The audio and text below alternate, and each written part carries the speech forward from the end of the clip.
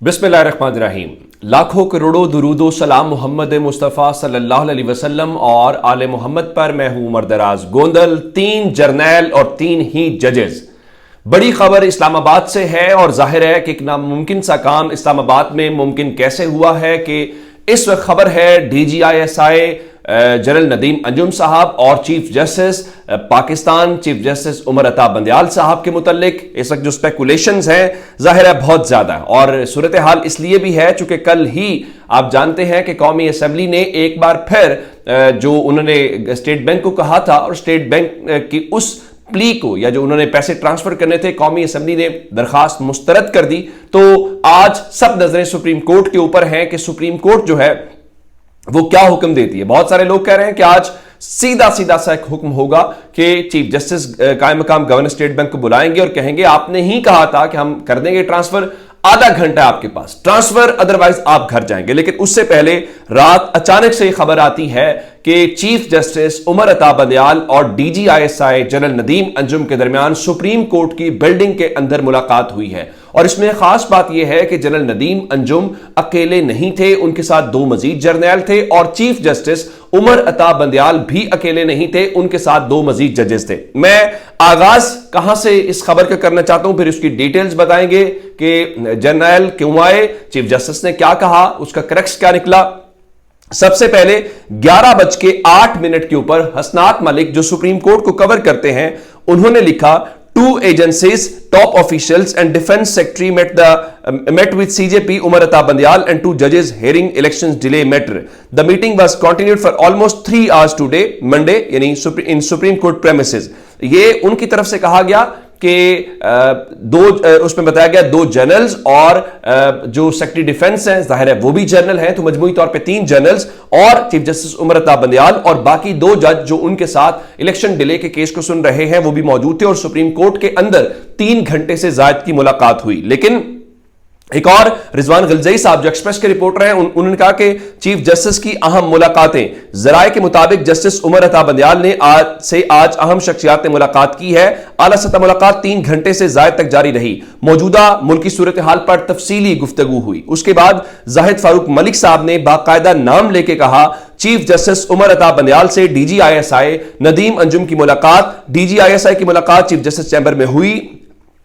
Secretary दिफा हुमूदुज़्ज़मान खान की भी मुलाकात में शिरकत, मुलाकात में एक अहम अस्करी शख्सियत की भी शिरकत। हुकाम के साथ 1 घंटे से ज्यादा मुलाकात ये जारी रही। ये 1 घंटा बता रहे हैं लेकिन मुलाकात की तस्दीक कर रहे हैं और नाम भी ले रहे हैं। इसके अलावा मैं आपको ये बताना चाहता हूं कि इस किस्म की खबरें और भी आई, जैसे इमरान वसीम साहब हैं, कोर्ट रिपोर्टर हैं, सीनियर रिपोर्टर हैं, उनका सुप्रीम कोर्ट से अब तक की सबसे बड़ी खबर, चीफ जस्टिस उमर अता बंदयाल से DGISI जनरल नदीम अंजुम समेत 3 जर्नैलों की मुलाकात। ये मैं आपको इसकी डिटेल्स बताना चाहता हूं कि मुलाकात क्यों हुई है।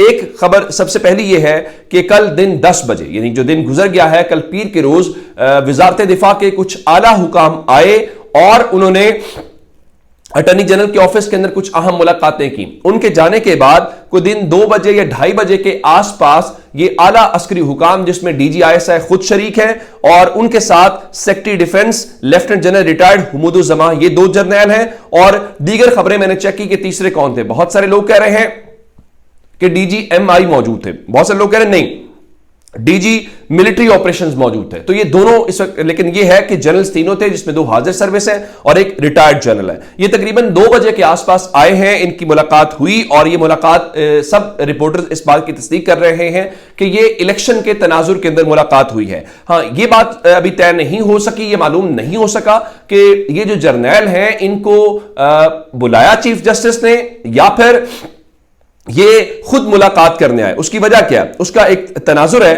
तनाजुर यह है कि सुप्रीम कोर्ट ने जो हुक्म दिया था जिसके अंदर यह बताया गया था कि जो स्टेट बैंक है वो करेंगे, पैसे ट्रांसफर करेंगे, तो उसके साथ एक और जो उन्होंने इलेक्शंस के हवाले से इलेक्शन कमीशन ऑफ पाकिस्तान को हुक्म दे रखा है वो ये है कि जो फेडरल गवर्नमेंट है और जो एजेंसीज हैं उन्होंने 17/4/2003 यानी जो दिन कल गुजर गया है उस दिन तक एक ऐसा प्लान जो इलेक्शन कमीशन ऑफ पाकिस्तान को काबिल कबूल हो वो प्रोवाइड करना है। तो बहुत सारे लोग कह रहे हैं कि ये बुनियादी तौर पर सिक्योरिटी के ऊपर ब्रीफिंग थी, लेकिन आप जानते हैं कि एक सेक्रेटरी डिफेंस ने एक सील्ड इन्वेलप के अंदर वहां पे कुछ रिपोर्ट्स रखी थी और वो रिपोर्ट्स एक लिहाज से कोर्ट ने कबूल नहीं की थी और उसके बाद उन्होंने हुक्म दिया था कि ये इलेक्शन 14 मई को होंगे। और उस दिन ये सवाल उठा था कि अगर फौज नहीं है तो नेवी नहीं है तो एयरफोर्स और दीगर वो भी नहीं है तो रिजर्व फोर्सेस जो हैं। इसके अलावा जो मैं आपको ये बताना चाहता हूं कि नियो न्यूज वाले जो हैं उन्होंने भी कुछ ऐसी खबर की तस्दीक की।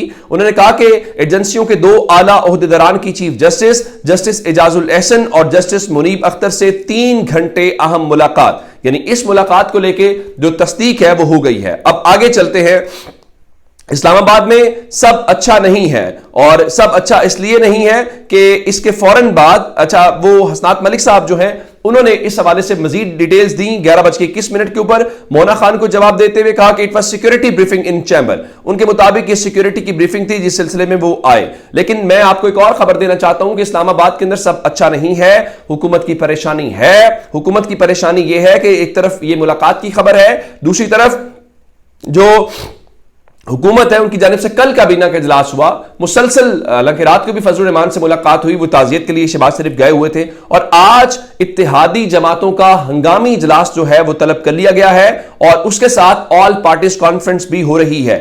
अब देखना यह है कि ये हुकूमती इत्तेहादी जमातें जो हैं आज जो 3 बजे इजलास करने जा रही हैं, कहीं ऐसा है कि जर्नैल आके मिले हैं चीफ जस्टिस से, ये हुकूमत की मर्जी और अप्रूवल के साथ मिले हैं या वो सिर्फ और सिर्फ इदारे की तरफ से मिले हैं, ये बड़े अहम सवाल हैं। लेकिन मैं आपको एक और खबर जो देना चाहता हूं, कुछ इत्तलात ऐसी आ रही हैं कि सुप्रीम कोर्ट के अंदर जो तकसीम है उस तकसीम को कम से कम करने की कोशिश की जा रही है। मिसाल के तौर के ऊपर लाहौर में 50 से ज्यादा कानूनदान मिले थे और उन्होंने कहा था कि मसला इस वक्त जजेस का नहीं है या उमर अता बंदियाल का नहीं है, मसला इस वक्त उस इदारे का है। और उसमें सबसे करामत भंडारी साहब ने बड़ा दिलचस्प नुक्ता उठाया था। उनका देखें, जो जज साहबान इस इख्तलाफी नोट जारी कर रहे हैं उनको ये मालूम होना चाहिए कि वो जज इसी सुप्रीम कोर्ट की वजह से हैं, उनकी इज्जत और उनका मकाम इसी इदारे की वजह से है।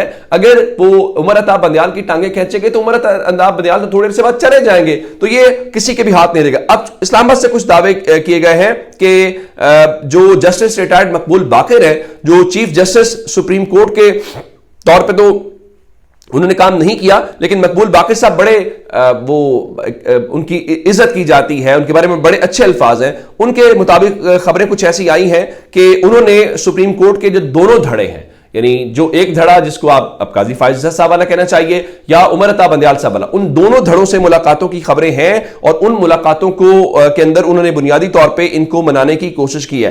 अब सवाल ये पैदा होता है कि क्या उससे कोई करक्स निकला है या कोई उससे बेहतरी की खबर आई है कि नहीं है। दूसरा, मैं आपको एक और जाते दिलचस्प खबर देना चाहता हूं कि तहरीक इंसाफ तो कहती है कि उनकी हुकूमत में जनरल बाजवा ने यह किया, जनरल बाजवा ने वो किया।